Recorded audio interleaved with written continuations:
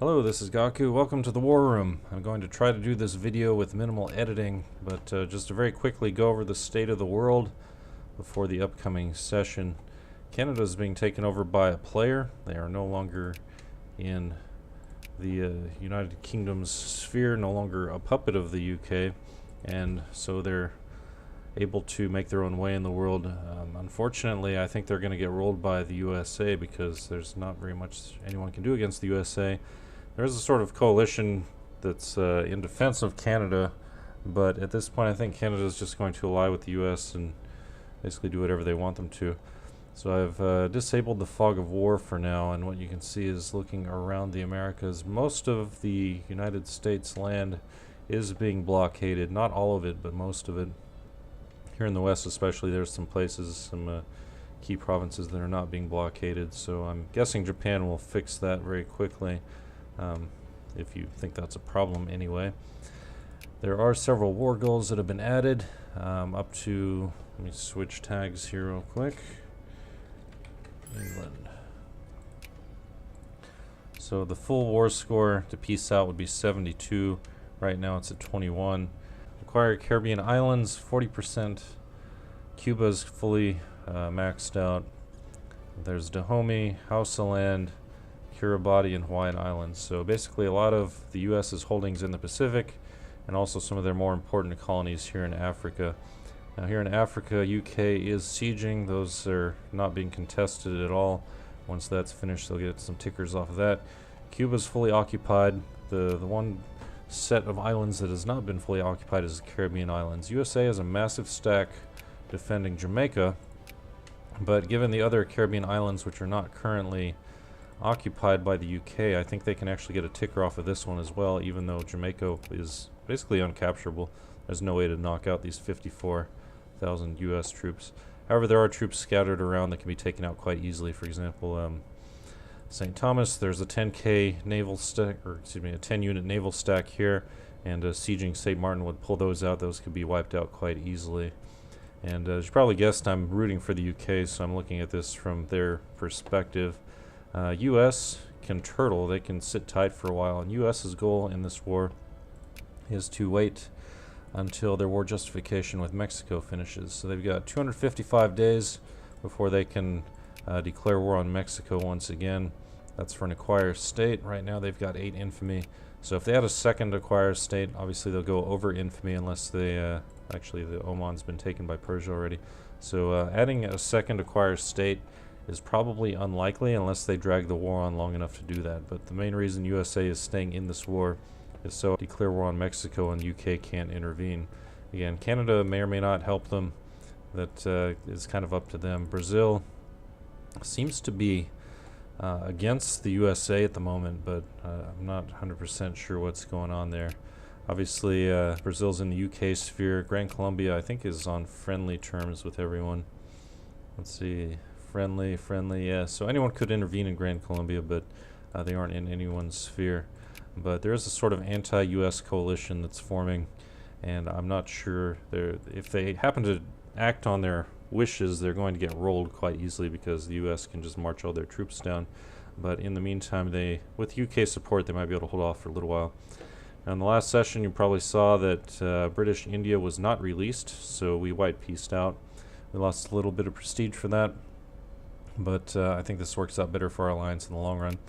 I snuck the Nepal region here, the Austro-Hungarian Himalayas, so that's now mine. Something cheap to waste infamy on. Also took Krakow, I believe that was the last session. And let's see what else is going on. Okay, 2 other wars, and these are sort of the main show. First off, Italy declared war on the Ottoman Empire for Albania, and is also trying to release Serbia, and they're greatly in the red here because of battles.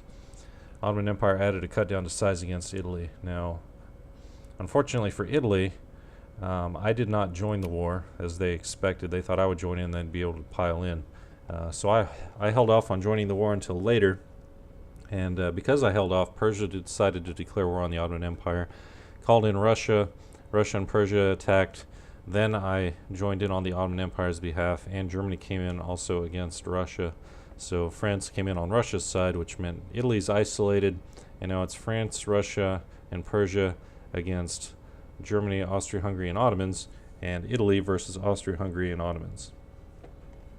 Now, in the Russia War, let's see what the score is there. Minus 55 right now. We're maxed out on battles, defender occupations a little bit.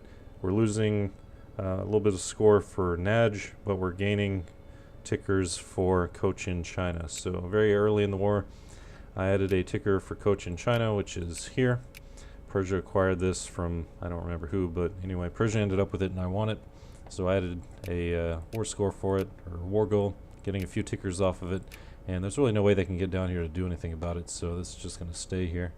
Now, over in this area, Persia's army is in shambles, greatly depleted, and there's a tag switch here. Take a look at it. So, as you can see, not only is the org low, but the troop counts are also incredibly low, and Persia has no chance to come back from this. I mean, they could just sit and turtle for a while, take up defensive positions, but in the meantime, the Ottomans are sieging Persia, and they're also about to come down and start reacquiring or unoccupying Naj, which would give them a negative ticker there as well. Now, coming up, I'm going to just focus on this war first with Russia, France, and Persia. So Persia's a non-issue. And even if they became an issue, their army could be wiped out due to their poor techs.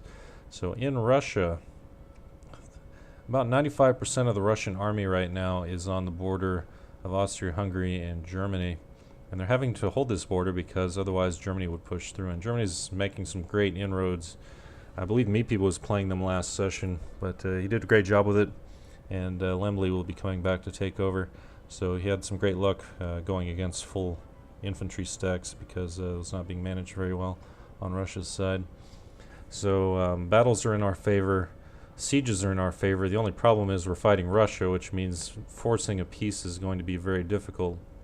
We're getting one small ticker here. We'll get another small ticker here, but getting to 100% is going to be really difficult. So if Germany can keep it up in this area, that'd be great. But we'll come back to that later. Over in the west, the lines are very deep. There's a major battle that just ended here recently, I believe, and that's why there's 196,000 German troops here. But otherwise, France has tons of troops to spare, and for that reason, they're starting to ferry troops around with their very limited transport fleet to bolster Italy in the Balkans and Greece. Let's see what else. There are a few rebels around. The remaining 5% or so of Russia's army is going around taking on rebels.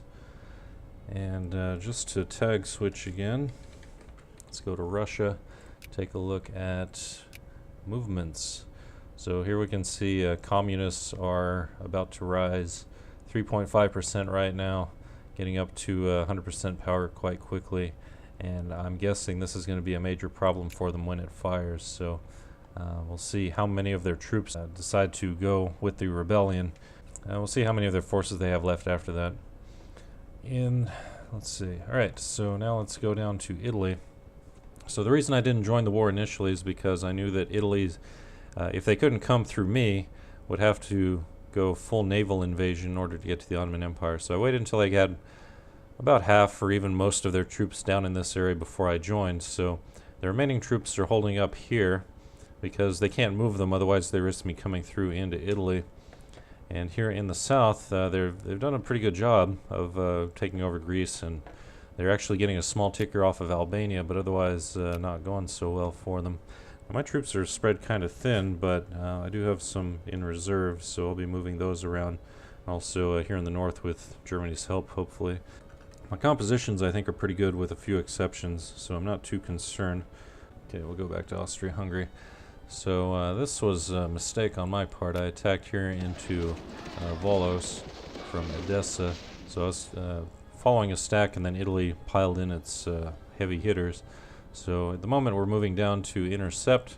France has got its reserves coming over to Edessa, so they're trying to cut me off, but I think we can pull out of this regardless. So the question is, what's going to happen to these troops? And if they happen to get surrounded, then that'll be a stack wipe. But if they attack into Edessa, they'll take heavy losses. So in either case, I think it'll work out okay. Let's see what else. Got a few troops in reserve here, and this is no surprise. Anyone who plays this game can look at this and see exactly what I've got. Got troops in reserve here that are building back up, reinforcing slowly. Germany's got a lot of troops in reserve. They can move these around wherever they need to. But as far as quick predictions, I don't think anything's going to change here. No one's going to really push through, and Germany's got way too many troops to have to worry about France. France is going to keep funneling units around. Italian stacks are very spread around, and thankfully, even though the Ottoman army is split, it's split in such a way that they can do some damage both to Persia and to Italy. So the weakest point for this particular war is here in the Balkans, where neither the Ottomans nor I can spare enough troops to really do anything effective against Italy except hold ground. Because these two wars are so linked to one another, whoever wins either one of these wars is automatically going to win the other one. That is, once the troops are freed up from one war, they'll overwhelm the other war and push it in the favor of whoever won the first one. So this might drag on for a while, but whoever wins is going to get a full 100% victory all the way through. My recommendation, honestly, at this point would be just for the other side to surrender, because being defensive wars, I mean, there's only so much we can add here in either one of these wars, and I think that would not hurt them as much in the long run. The thing is, Italy, France, and Russia are sort of indirectly helping each other, so no one really wants to peace out because they know if doing that, they're going to lose a lot more war score than they would otherwise. The good thing for our side is that the tickers and the battles are very much in our favor, so even if we lost several battles, it wouldn't tip it enough for the attackers to add anything sufficient, so we could theoretically surrender at any time and give them only an additional 20% with which they could do practically nothing. So I see this going very much in our favor either way, as if we lose, we won't lose much. If we win, we're going to win a hell of a lot. And it's just kind of, it comes down in some cases to dice rolls, like here. We'll see what happens. And in Russia, it's probably just going to be a war of attrition, so whoever can last the longest. Germany is making pushes into the east, and also greatly depends on whether the rebels in Russia actually rise up and have an impact. So right now war exhaustions are, Russia is at 2%, Germany's at 1, Persia's at 14, France is 0, Ottomans are 22, and I'm at 3. In the other war, USA's at 18%, probably because of the nearly full blockade. UK's at 0, Japan's at 0, Italy is 2%. So I'll be posting another video later today with my plans, things I've talked about with other players, my predictions for the session, and some hopeful outcomes, but you know, it might be pipe dreams at this point, but we'll see what happens. Thanks for watching and have a good one.